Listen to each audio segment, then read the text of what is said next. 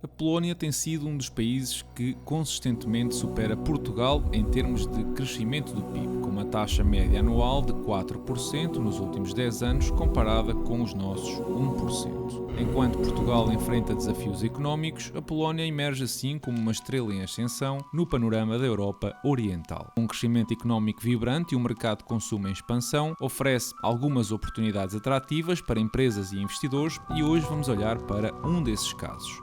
Hoje analisamos a Dino Polska. Vamos a isso.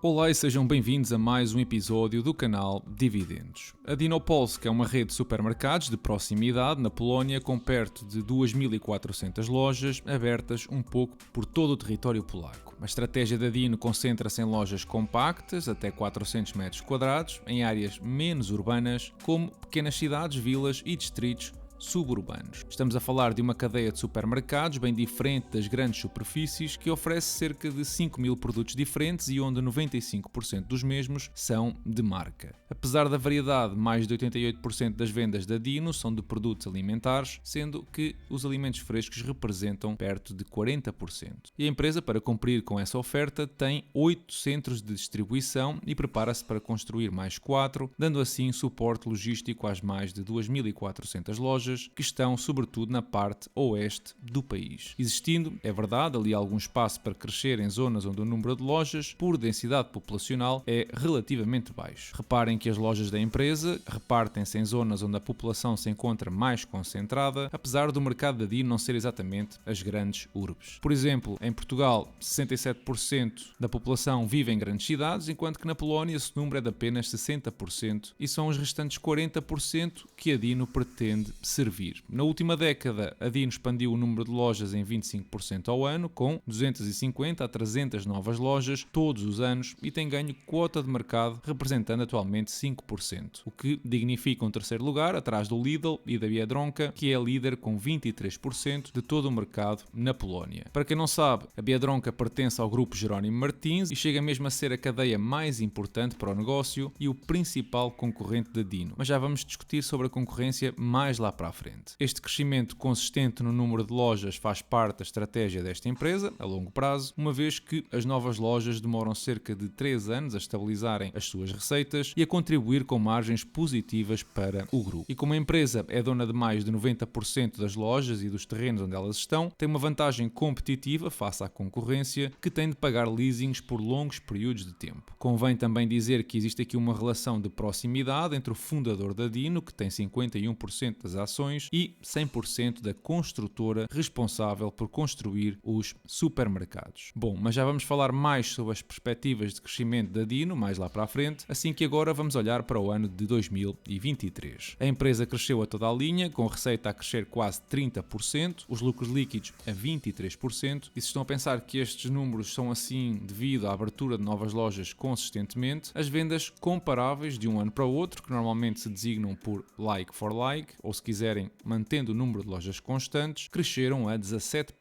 Se já tens alguma experiência nisto, o teu primeiro argumento aqui vai ser que muito deste crescimento se deve à inflação, só que quando fazes a comparação, reparas que normalmente a empresa consegue aumentar as vendas comparáveis bem acima dos valores da inflação. Isto são números muito bons para um cartão de visita de um operador deste género. Passando para a posição financeira da empresa, vemos dinheiro em caixa de mais de 200 milhões de zlotys, o que seria qualquer coisa como 66 milhões de euros. O total dos ativos é muito superior ao de passivos. Vemos ali quase 800 milhões de zlotys de dívida a curto e longo prazo, que para um EBITDA de 2,1 mil milhões se traduz numa alavancagem bem conservadora. Vocês podem ver como não só o EBITDA tem crescido a um ritmo impressionante nos últimos 3 anos, como a dívida foi reduzida quase para metade em 2023, resultando assim em métricas muito positivas na componente financeira. No que respeita aos fluxos de caixa, fazendo ali o ajuste dos juros de 140 milhões, que não se contabilizam baseam na metodologia GAP, estamos a falar de fluxos de caixa operativos de 1,6 mil milhões de zlotys que suportam o CAPEX de 1,1 mil milhões e deixam assim 500 milhões de fluxos de caixa livres. Ora, a empresa não paga dividendos, pelo que gastou 650 milhões a abater a dívida, um valor perto de 150 milhões acima do capital que entrou. Já em 2022 tínhamos assistido a algo parecido, com os fluxos operativos a ficarem um pouco aquém sequer de cobrir o CAPEX ou as despesas de manutenção, sendo necessário para isso recorrer ao endividamento para pagar outros empréstimos. Tenham em consideração que grande parte deste CAPEX é capital que está a ser alocado à construção de novas lojas, o que na realidade demonstra um compromisso da Dino em alocar 100% dos fundos gerados pelo negócio na sua expansão. E a razão é simples, a empresa consegue um ROI superior a 20% e ordens de grandeza superior ao custo do capital. Ora, se tu geres um negócio que por cada euro investido te retorna 20 cêntimos todos os anos, por que motivo deixarias de investir no mesmo? Bom, entendido a atualidade e a mecânica desta empresa, está na altura de olharmos para o seu passado e perceber como tem sido o trajeto da empresa até aqui, para depois conseguir projetar o futuro de forma minimamente fundamentada. E o gráfico da receita, se não é, anda muito próximo da perfeição. Uma tendência exponencial incrível, com a margem bruta a rondar os 23% e um crescimento anual de 28%. O EBIT é uma cópia quase perfeita, com um crescimento ligeiro da margem dos 7% para os 9%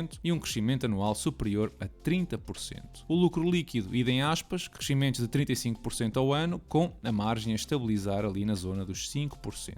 O número de ações manteve-se constante ao longo do tempo e as métricas de performance mostram um crescimento animador, embora desde 2020 exista ali alguma estagnação no ROIC, mas que mesmo assim são valores acima de 20% e algo de extraordinário para uma empresa nesta indústria. A alavancagem passou de 2,6 vezes para praticamente inexistente, apesar do valor da dívida ter subido a 6% ao ano, ou seja, o EBITDA cresceu de tal forma que a dívida agora não faz qualquer moça. Olhando para os fluxos de caixa, vemos que à exceção do ano passado, em todos os anos, os fluxos de caixa livres foram negativos. 2020 e 2022 foram anos onde se desviou um pouco e notem como a empresa recorreu à dívida para rapidamente compor a tesouraria, mas este ano foi a primeira vez em 10 anos que vimos fluxos de caixa positivos. Lembrem-se que a Dino vem de períodos onde o CAPEX representava praticamente 10% da receita e era todo ou quase todo usado para construir novas lojas. Este ano a empresa baixou um bocadinho o ritmo de novos locais, de 350 para 250, e é visível o efeito que isso teve imediatamente nos fluxos de caixa livres. Conseguem imaginar o que é que vai acontecer quando as quase 1000 lojas que a empresa abriu desde 2020 comecem a carburar a 100%? Bom, mas então assim nós não conseguimos retirar um crescimento dos fluxos de caixa livres. Podemos antes olhar para a diferença do crescimento entre o CAPEX e os fluxos de caixa operativos e ficamos com uma ideia de que com a expansão em curso este crescimento não deve andar muito longe dos 5%. Se a expansão abrandar e com a contribuição das mais de 1000 lojas que mencionei, podemos estar a falar de crescimentos muito superiores. Bom, mas vamos lá então à projeção do futuro da empresa. E a primeira pergunta que te deves fazer é até onde é que pode chegar o número de lojas da Dino? Atualmente são cerca de 2.400. Olhando para a Biedronka, líder de mercado, estamos a falar de uma diferença de 1.100 lojas e o Lidl, por exemplo, tem apenas 900 lojas, capturando uma parte significativa da quota de mercado. Portanto, o que eu fiz foi projetar um gráfico do crescimento de novas lojas que segue a tendência que trazia desde 2014. E isso deixa-me com mais ou menos 4.500 lojas em 2033. Se as vendas por loja continuarem a subir a 7% ao ano, mais ou menos, como foi a média até aqui, resulta numa receita em 2033 de 94 mil milhões de zlotys, ou sensivelmente 4 vezes mais do que hoje em dia. Assim que esta projeção até me parece razoável. Ora, para uma margem EBITDA de 9%, esses 94 mil milhões tornam-se em 8,4 mil milhões de zlotys de EBITDA em 2033 e foi precisamente esse cenário que eu usei na minha projeção base do EBITDA. Até 2026 as projeções são dos analistas e depois eu complemento com o que vos acabei de mencionar e isto resultaria numa valorização anual de quase 17% face ao preço atual, o que é um valor altamente atrativo e que pode levar a alguma desconfiança. Mas vamos olhar para a projeção dos fluxos de caixa. E aqui há mais um conjunto de ressalvas que importa mencionar. Primeiro, que parte dos fluxos de caixa livres para descontar o que foi um ano de desalavancagem agressiva e segundo, porque projeto crescimentos também mais agressivos nos próximos 4 anos, à medida que a percentagem de novas lojas tem cada vez menos preponderância no total e que os níveis de eficiência da empresa vão aumentando, entrando numa espécie de modo cruzeiro. Ora, 25 zlotys por ação em 2033 dá um fluxo de caixa livres na casa dos 2,5 mil milhões, que para uma margem de 3% me deixaria com uma receita a rondar os 80 mil milhões de zlotys, uma projeção mais conservadora do que a anterior que acabei de fazer. Ainda assim, obtenho um valor intrínseco a rondar os 300 zlotys por ação. Reparem como o gráfico desta projeção assusta um bocado, dado o crescimento anual entre os 3% a 20% nos próximos 10 anos, mas lembrem-se que, à medida que as novas lojas começam a ser rentáveis, começam a contribuir cada vez mais para os fluxos de caixa desta empresa. Para um ROIC, como vimos, superior a 20%, eu inclusivamente acho que até estou a ser conservador. Mas acreditem que existem riscos associados a este investimento. Um é inegável e é o facto de fazer fronteira com a Rússia num período conturbado como o que vivemos hoje em dia. Os refugiados de guerra ajudam naquilo que é uma migração pontual e crescimento demográfico a curto prazo, mas a população da Polónia está a diminuir, o que, digamos, não é um vento a favor. Outro risco é a falta de vantagem competitiva face a outras cadeias como a Lidl ou a Biedronka. É verdade que até agora isso não foi um problema, porque estão todas a ganhar cota de mercado a outros retalhistas, mas eventualmente vão ter de competir entre si. Algo que eu não falei e que tanto pode ser um risco como um fator de crescimento é que comprou parte de uma loja online, a eZebra, para expandir o negócio no segmento do e-commerce, sendo ainda desconhecidas as sinergias que podem advir daí. Outro risco está associado à divisa, uma vez que a empresa está apenas exposta à Polónia e que o zloty polaco pode eventualmente desvalorizar face ao euro. Olhando a nível técnico, o comportamento do preço está a tocar uma zona de suporte da tendência que traz desde 2020, o que pode ser um bom indicador para abrir uma posição, já que por várias vezes testou este limite no passado. Pessoalmente estou na expectativa para perceber como é que vão ser os resultados do primeiro trimestre deste ano, porque normalmente a coisa não pinta bem e pode ser um catalisador para enviar o preço para a zona dos 330 ou a média móvel das 200 semanas, que é a linha amarela na imagem superior. Se assim for, eu estarei interessado em ganhar alguma exposição, cumprindo assim com aquilo que foi a minha análise neste episódio. Mas obviamente gostaria de saber a tua opinião, assim que passa pela caixa de comentários, que não custa nada. Esta semana o nosso PSI, a par da Bolsa do Reino Unido e da Turquia, foram dos poucos a fechar no verde, ao contrário, por exemplo, de mercados como os Estados Unidos ou a China.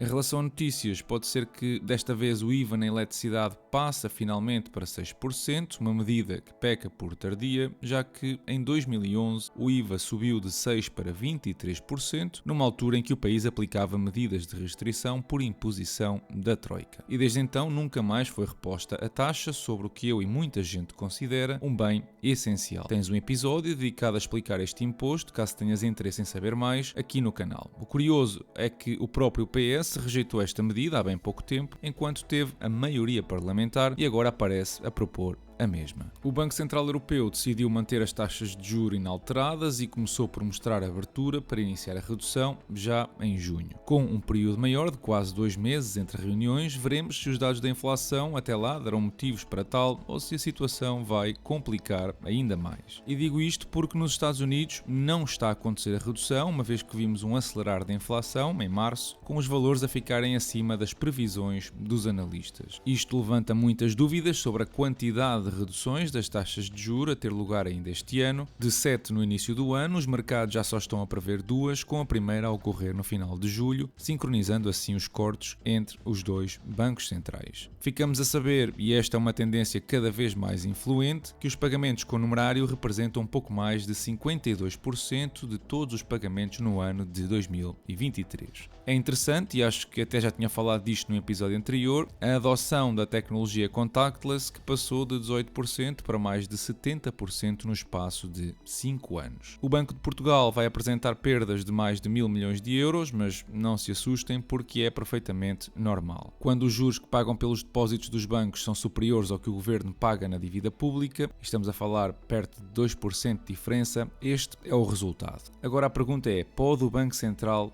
português entrar em insolvência? E a resposta é não, porque o Banco Central Europeu não deixaria. E não deixaria porque pode sempre absorver os passivos ou abrir uma linha especial de crédito. Isto de ter uma impressora autorizada tem as suas vantagens. Ora, à medida que os bancos centrais se preparam para baixar as taxas de juro e dessa forma aumentar novamente a liquidez, quem agradece é o ouro, que já superou os $2.400 por onça e está agora a valores muito perto disso. Lembrem-se que o ouro em si não valoriza ou desvaloriza, a moeda fiat em que este é avaliado é que vai perdendo valor através da diluição. E ainda relativamente ao Banco de Portugal, não é que esta semana saiu um estudo que demonstra que os mausões das grandes superfícies passaram o impacto do IVA zero na totalidade ao consumidor e que depois, quando a medida foi retirada, o impacto foi de apenas 70% para os clientes. Isto é mais uma chapada de luva branca para quem agora vira atenções para a EDP. Eu fico à espera, até porque tenho tempo.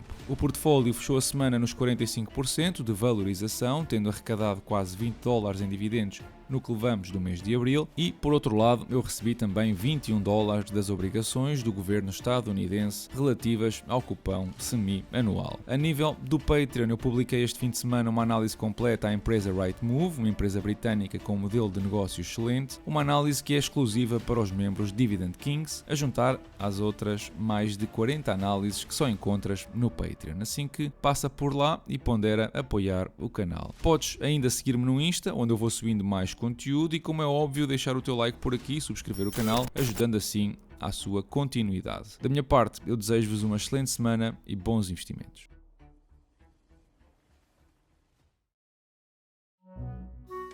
O António Costa, como se percebe ao longo desta campanha toda, é o candidato do status quo, ou seja, não quer que haja nenhuma mudança. E todos os argumentos que ele utiliza para impedir que esta lei possa ser alterada, a lei eleitoral para a Assembleia da República, são de facto absurdos. Primeiro, que há um prejuízo para os partidos de menor representatividade. O CDS, o Bloco de Esquerda e o PCP. Isso não é verdade. Porquê? Basta existir um modelo com um círculo nacional para que a proporcionalidade seja mais garantida. O que é que acontece hoje? Hoje um voto no Bloco de Esquerda ou no PCP, por exemplo, na Guarda, não conta. Porquê? Porque não elegem deputados na Guarda.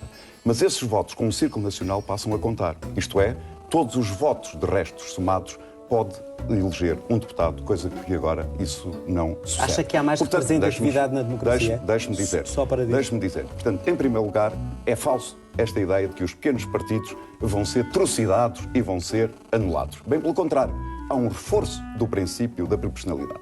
No que diz respeito ao interior, também há um papão que é utilizado pelo seguinte, porque se há uma redução de deputados, todos os círculos contribuem, mas não perdem o seu peso proporcional. Isto é, perde muito mais Lisboa, que tem 47 deputados, em número de deputados, do que contribuem os outros distritos. Não. Mas é engraçado ver o António Costa como um defensor do interior. Porque o António Costa, quando era Ministro da Administração Interna, sabe o que é que defendia? A extinção de todas as freguesias do interior que tivessem menos de 1000 habitantes. Isto é uma coisa extraordinária para quem quer defender o interior. Quando há a acusação feita de que quis, enquanto Ministro, acabar com algumas das freguesias... Não é verdade. O que eu tenho, aliás, dito... Ministro da Administração Interna, que era na altura o António Costa, estamos a falar no ano de 2005, e diz concretamente que defendeu ontem à noite a fusão de freguesias e concelhos pouco povoados com menos de 1000 eleitores como forma de racionalizar recursos. Está a ler uma notícia da Lusa. Estamos a falar de uma notícia da Lusa. Portanto, o que significa, para quem hoje quer defender o interior, é fantástico.